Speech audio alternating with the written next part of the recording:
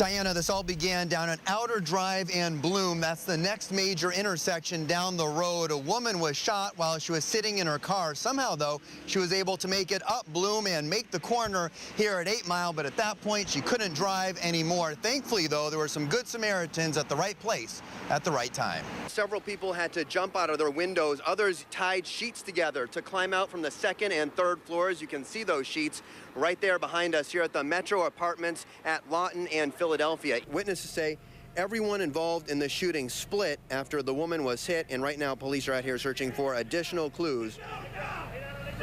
And we've got a scene right here, right behind us, and my photographer Marty is getting a shot of police who seem to have a suspect on the ground right behind that car. Passengers on board this flight telling us it was absolutely terrifying. Flight 253 was en route from Amsterdam to Detroit this afternoon. It landed at about noontime here at Detroit's Metro Airport, and this incident happened just about 20 minutes before landing. Downtown Dundee is bracing for the worst. The M50 bridge over the River Raisin is shut down. Several homes and businesses are already flooded, and the water is just expected to rise even more. There's been a massive search since then, and so far no sign. And here are some new developments. We have learned today that police have actually executed a search warrant at a motel not too far away. A lot of businesses today across town, you'll see signs like this one right here, closed, no power. A lot of these merchants just can't open up today, but it's really interesting. Here on the west side of Woodward Avenue, a lot of the businesses have no power, but if you look right across the street on the east side, you can see those neon signs. Those businesses do have power today. The Detroit Public School District is suspending 18 employees who are accused of making fraudulent unemployment claims. The claims were made between 2008 and 2012. While investigators continue to meet to discuss the case and work the case here in Monroe, and more experts are being flown in from Washington, D.C.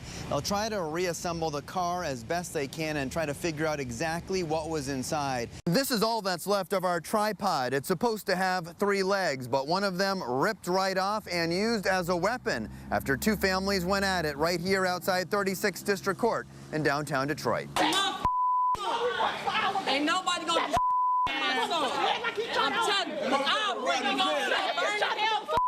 gonna do something to him.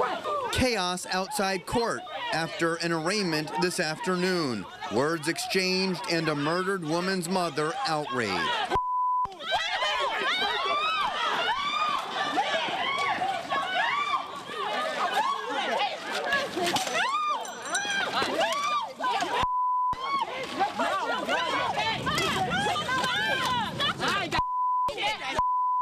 This woman taking off her pink jacket and grabbing our tripod, slamming it into the cement and ripping it apart.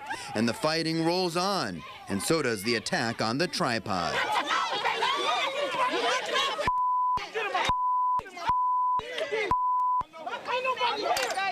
This wild scene taking place minutes after 35-year-old Jacob Wells was arraigned on murder charges. He's accused of shooting and killing 21-year-old nursing student Claudia Benson last weekend outside a Detroit bar and grill. The families of both the victim and the defendant were in court. The woman who grabbed the tripod is connected to the defendant. Not only did she destroy the tripod, she then threatened the victim's family.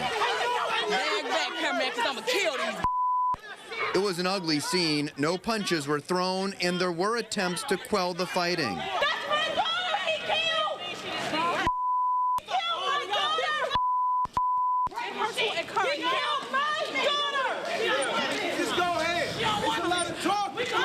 It's a lot of talk. Nobody here did nothing. Just like y'all here. I didn't say nothing. When the fight was over, both families went their separate ways. I just want justice. I want them to throw the book at him for what he did to my daughter.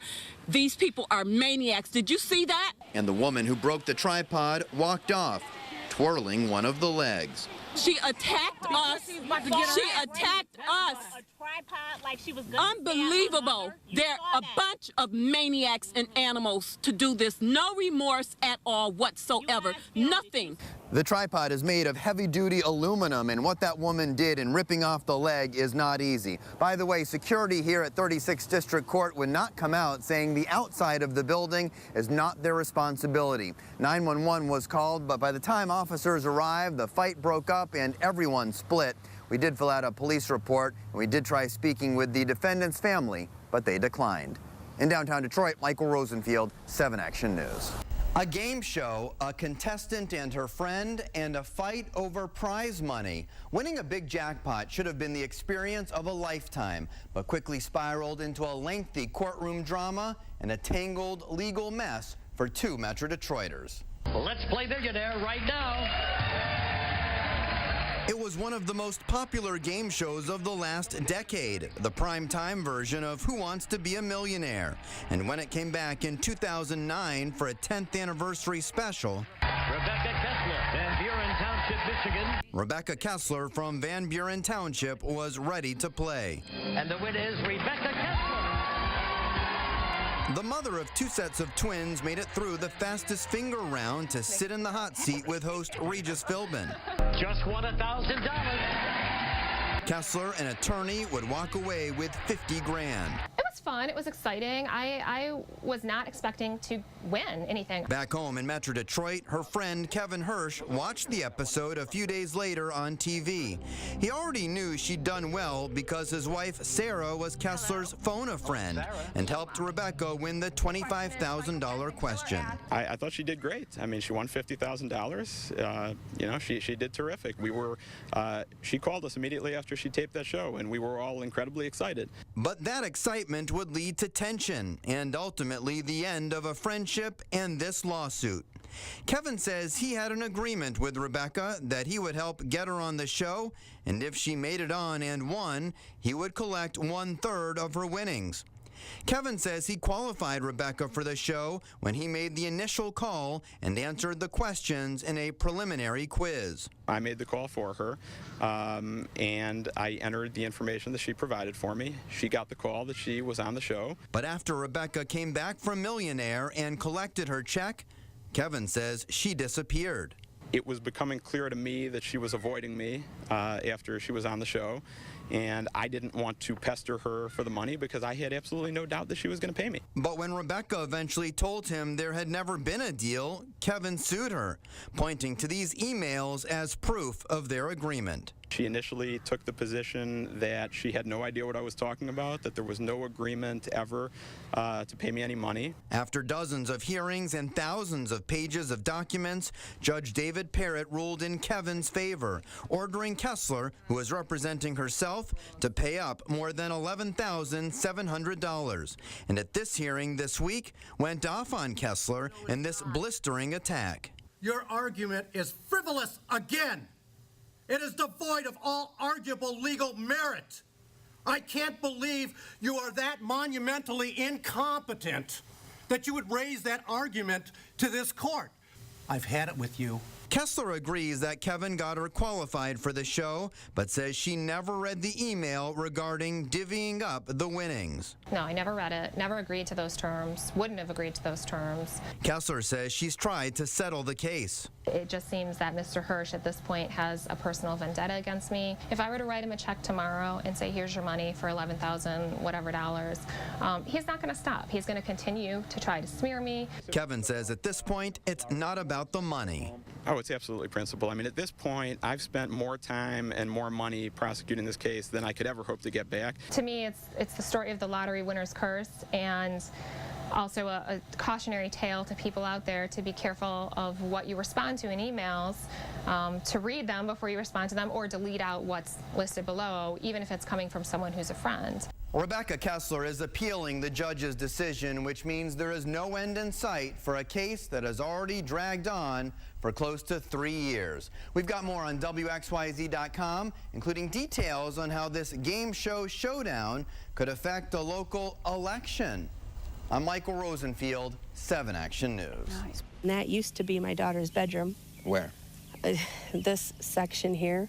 So even though you can't tell right now, there was a second floor on top of what we're looking at right now. Yes. When the tornado tore through Dundee, Tina Carl, her husband, and their 2 kids were asleep. He heard the noise, and he woke me up, and we ran down the hall. We had basically enough time to get them off the couch, and they started going down the basement when the top come off. Because her husband knew a storm was approaching, he had his daughter sleep on the first floor and not in her second floor bedroom. a move that likely saved her life. The second floor just vanished. The walls were out in the yard. It literally blew it straight out of the house. Down the road, about a half-mile east on M50, Janet Salenbean had her own problems. Part of her roof had been ripped off and her garage was gone. But amongst the debris, mysterious photos that showed up out of nowhere. We found a picture in this, it was a pine tree, and didn't know who it belonged to, but held on to it. It looked like a prom photo, a moment in time someone would want back. The colors were blue and white, so I thought, well, this might be somebody local because Dundee's colors are blue and white. As part of a story we broadcast from Dundee, Janet Salenbean showed us the photo, asking if anyone knew who the couple could be. One of our Action News viewers saw the report. I had went up to the school, and one of the teachers there told me that that Channel 7 had done the story. And she's like, I actually thought it was so-and-so, but she's like, now I see you, I know who it was. All of a sudden, the gal knocked on my door, and she said, I understand you have some photos I might be interested in. The prom photo was from 1989, not Dundee High, but Durand High in Shiawassee County.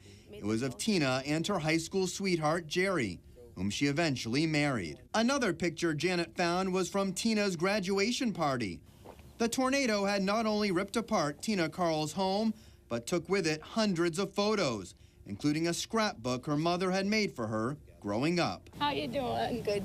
And on the day we went back to Dundee, Janet had found yet another photo and wondered if it too belonged to Tina. And my husband's so thankful that you brought I'm sure. closed Well, eyes and I everything. found another one. Is this yours? Yes. It is? This is my son, and that's from friends of ours. We went to the Toledo Zoo. These aren't the only photos making their way back to the Carls. This photo of Tina when she was just 7 years old ended up in her girlfriend's backyard. She's approximately 7 miles away. The photo had ended up clear across Dundee. She sent me a text message saying that she had something of mine and I would be surprised. But it's the prom photo that Tina can't stop looking at. We're laughing and everybody's, our eyes are closed, and it was one of those just spontaneous, terrible photos. But it's the one that come home, and that's the one that we'll keep. So now, as the Carls rebuild their home, they're also trying to rebuild the past, one photo at a time. It's neat to see him come back. Hoping more will turn up and in the hands of strangers who may not know where they come from. That's our life. It's the memories that, we can look and remember we were here. From Dundee, Michael Rosenfield, Channel 7 Action News.